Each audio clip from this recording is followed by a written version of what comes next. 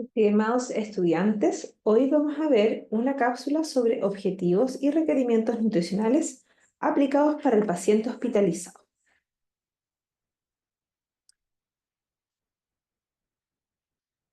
Para comenzar y hacer un resumen, ustedes saben que cuando uno trabaja en un servicio de pacientes hospitalizados pediátricos, lo primero que uno tiene que hacer es primero desarrollar un tamizaje nutricional, que aparece acá, ¿no es cierto?, para poder discernir y reflexionar qué pacientes van a necesitar mi atención prioritaria de un plan nutricional, ¿ya? Aquellos que requieran una mayor valorización nutricional, o sea, aquellos que ameriten un plan nutricional, ¿qué vamos a hacer en ellos? Vamos a recopilar los antecedentes clínicos, personales, sociales del paciente. Vamos a hacer una evaluación nutricional objetiva, donde vamos a obtener una clasificación nutricional y con todos estos antecedentes vamos a formular un diagnóstico nutricional. Dicho esto, cuando ya tenemos un diagnóstico, necesitamos ahora formular nuestro plan de atención nutricional. Nuestro plan de atención va a contar de algunos pasos, que son primero formular objetivos nutricionales para el paciente, eso es número 1. Número 2, establecer requerimientos nutricionales para el paciente. Con estos requerimientos podemos formular nuestro planteamiento o nuestra prescripción dietética. Y vamos después a formular un plan de seguimiento, o sea, cómo vamos a monitorizar esos cambios alimentarios o de la prescripción. Y quinto, cuando amerita, vamos a realizar una educación alimentaria a nuestro paciente. Los objetivos, por lo tanto, perdón, antes que, digamos, sigamos, hoy día vamos a revisar estos dos puntos importantes, que son los objetivos nutricionales que aparecen aquí y los requerimientos nutricionales.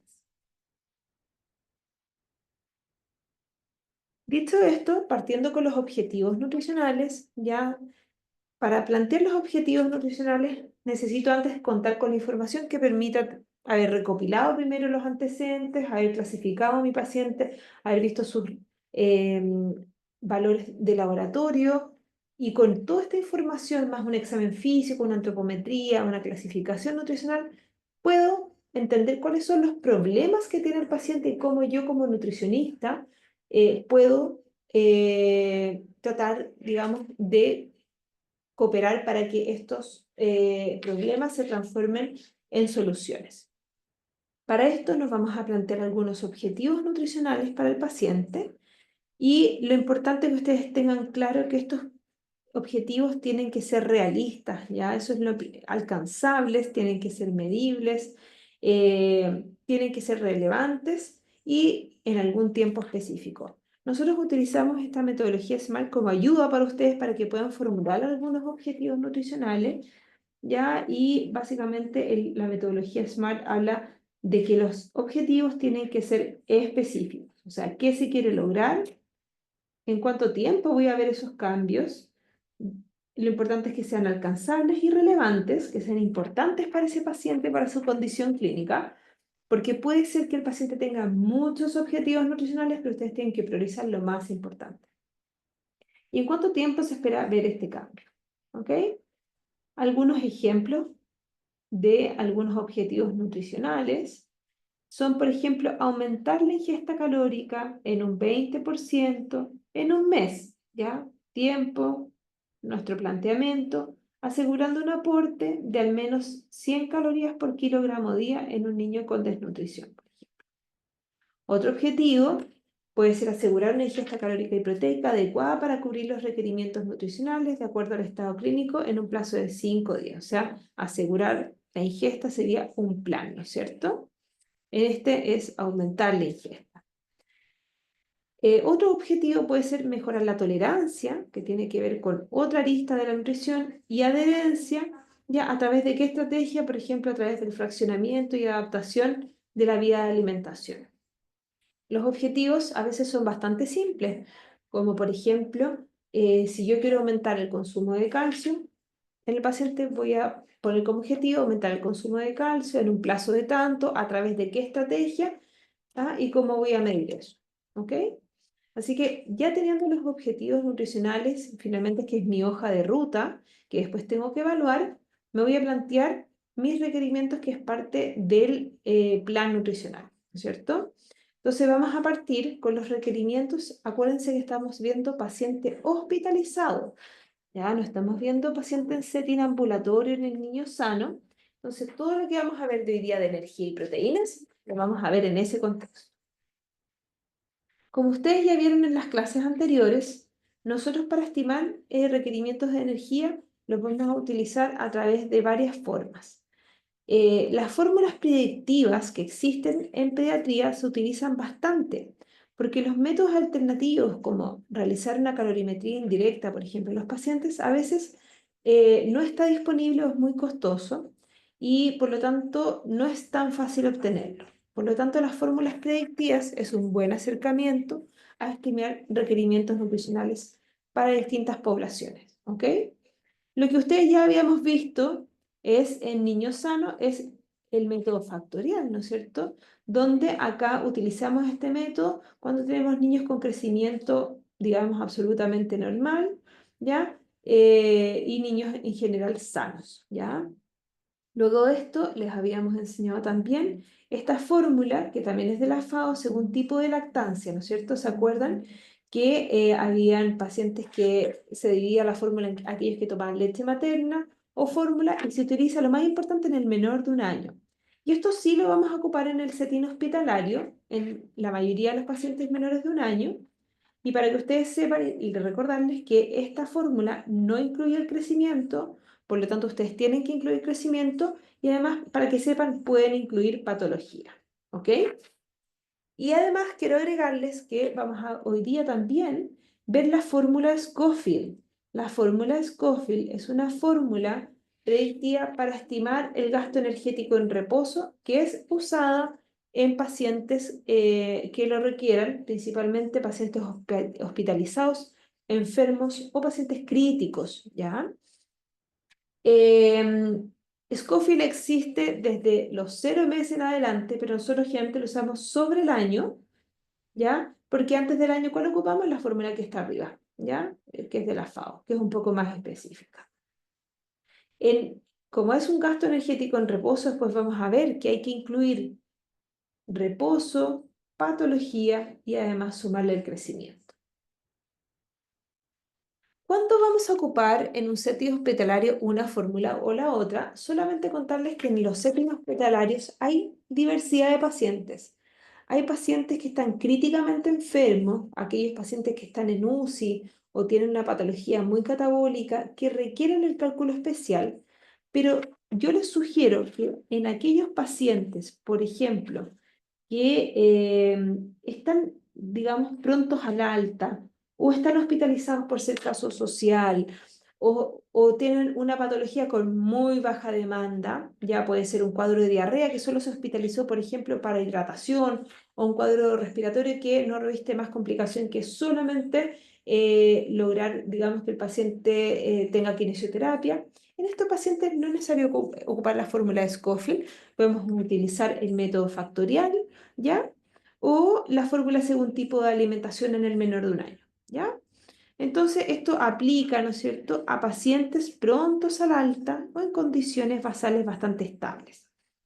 Y créanme que en el hospital también los vamos a encontrar, ¿ya? Y en este mismo caso, esto para mayores de un año, lo vamos a poner ahora en rojito, mayores de un año, y la fórmula, digamos, según tipo de lactancia, en menores de un año la podemos ocupar, ¿ok? Y aquí acuérdense que la fórmula del método factorial incluye todo, incluye actividad, ¿ya? Y incluye, digamos, el crecimiento. Así que no es nada, necesario incluir nada más. Y en cambio acá la fórmula según tipo de lactancia, sí. Vamos ahora a revisar qué pasa con los pacientes que uno requiera utilizar SCOFI, los pacientes más críticos, los pacientes que tienen patologías con mayor gasto, y eso lo vamos a ir viendo a medida que vayamos avanzando en el curso. Pero ustedes tienen que entender que los pacientes que están más críticos, las necesidades deberían ser súper individualizadas, que el gold standard sigue siendo la calorimetría, pero en algunos casos la calorimetría se puede aplicar en algunas UCIs cuando cuentan con ventilación mecánica, pero en la mayoría de los casos no, ¿ya? Por lo tanto, vamos a utilizar ¿qué? Fórmulas predictivas como Scofield que estiman el gasto energético en reposo, ¿ya? Y solamente para recordar un poco, acuérdense que en los pacientes críticos hay tanto hipercatabolismo como hipermetabolismo, por lo tanto esto hace que aumente las demandas energéticas, ¿ya? Tanto por el aumento de la degradación de otros sustratos como las proteínas y las grasas, y por el aumento per se del gasto energético en reposo. Por lo tanto, en estos casos que amerite el paciente utilizar un factor de patología, que amerite un paciente en una condición especial, vamos a utilizar esta fórmula. Y aquí aparece la ecuación de Scofield, por lo tanto, ¿ya? Es una ecuación que está separada tanto en sexo masculino como femenino y además va separada por grupo etario.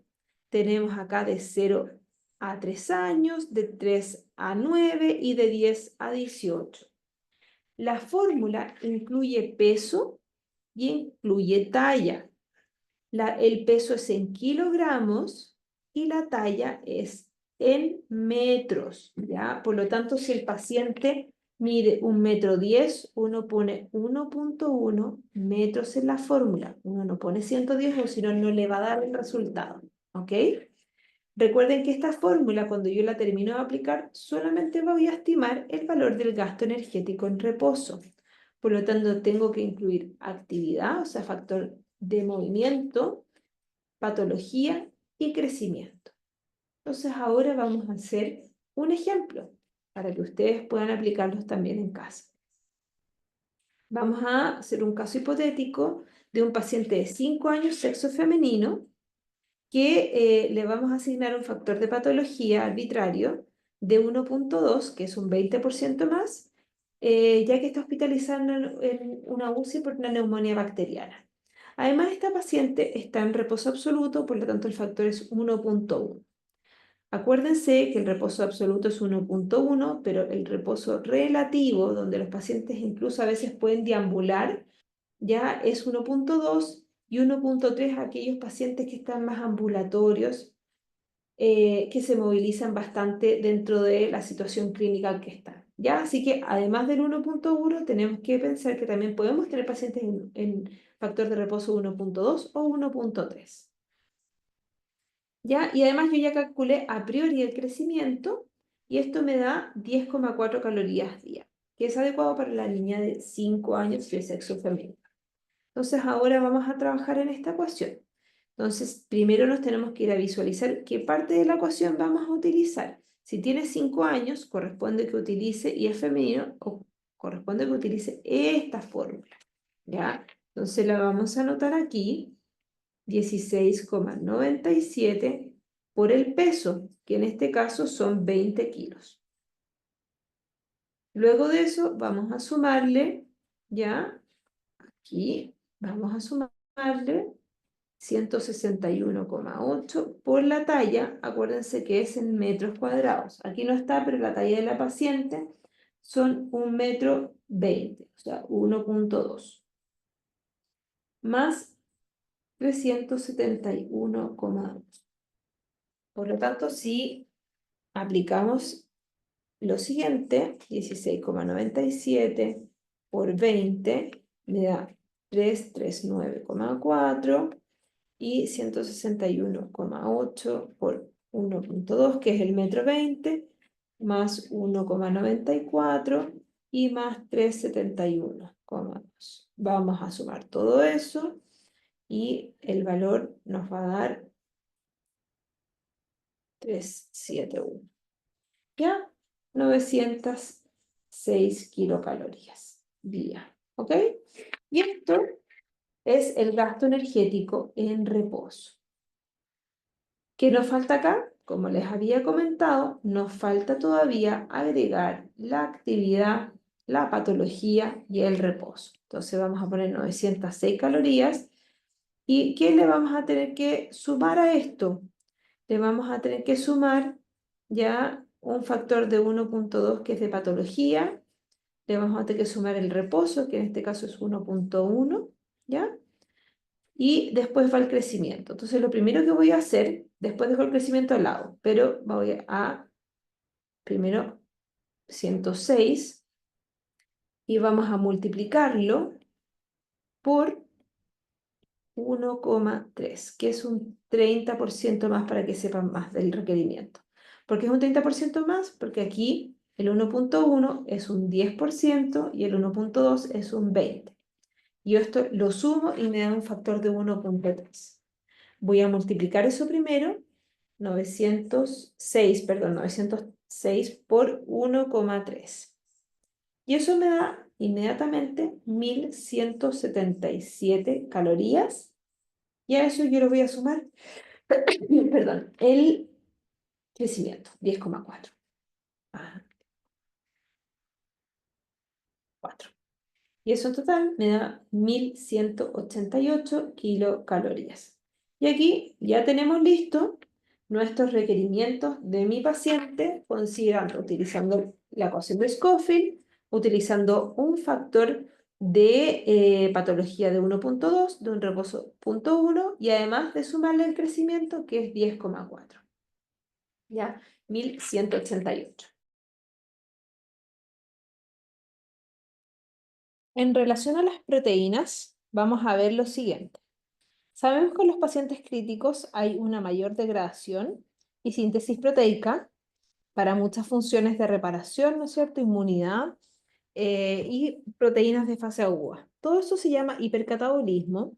Lo importante es saber que muchas veces la energía que nosotros, digamos, consumimos no es suficiente cuando estamos hablando de un paciente crítico para satisfacer las demandas metabólicas y por lo tanto estas proteínas se empiezan a usar como fuente de energía. Por lo tanto, nunca olvidar que necesitamos tanto kilocalorías como proteínas, finalmente para que las proteínas se ocupen en la función que están destinadas en un paciente más crítico. El catabolismo proteico se ve básicamente en los pacientes críticos debido al grado de estrés metabólico, la inflamación local o sistémica, y eso es muy importante porque cuando uno está con mucho catabolismo proteico, eso también aumenta el riesgo de mortalidad. Entonces, las necesidades proteicas no solamente vamos a necesitar para tener aminoácidos suficientes para reponer la cantidad que necesita el paciente en relación a la reposición de tejidos, inmunidad, etcétera. También tenemos que considerar que los niños están en pleno crecimiento. Por lo tanto, además de las proteínas funcionar para reparación, inmunidad, etcétera, vamos a necesitar proteínas para el crecimiento propio de la edad.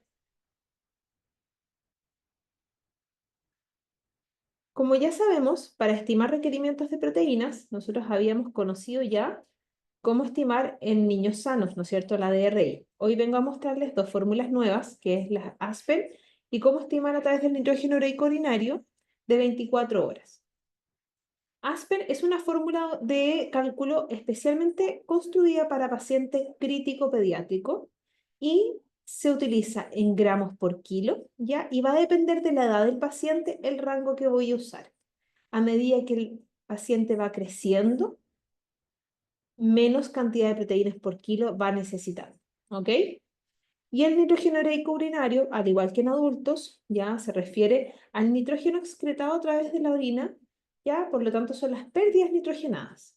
Existe una fórmula para calcular qué cantidad de proteínas está perdiendo el paciente y esa fórmula es la que vamos a revisar más a continuación. Pero no olviden que siempre 1 gramo de nitrógeno corresponde a 6,25 gramos de proteína.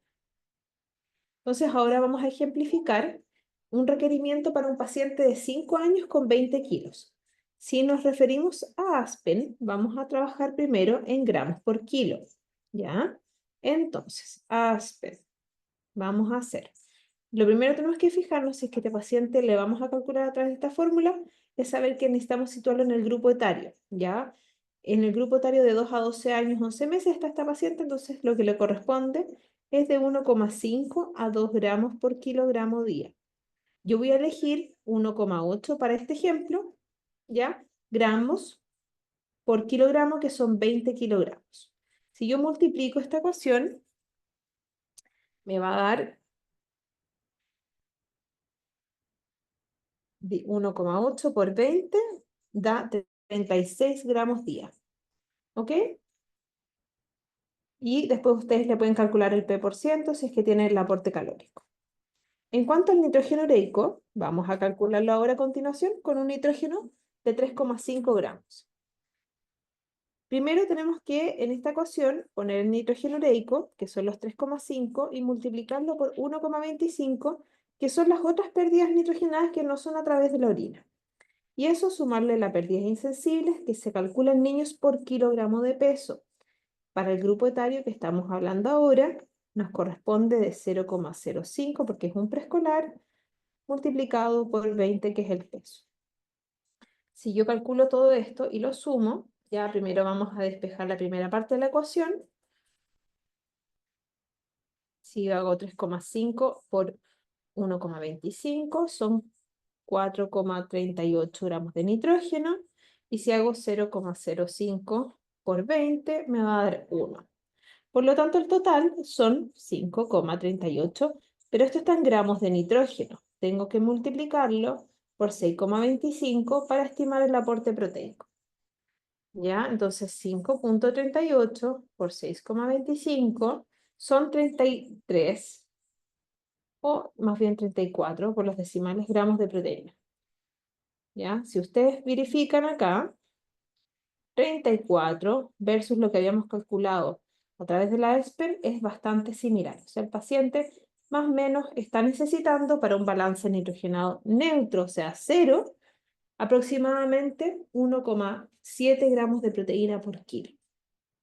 Y estas son las dos formas que tenemos en pediatría de estimar requerimientos proteicos en niños, digamos, pacientes críticos. Con esta cápsula terminamos ahora requerimientos nutricionales específicamente en el paciente hospitalizado. Cualquier duda nos contacta.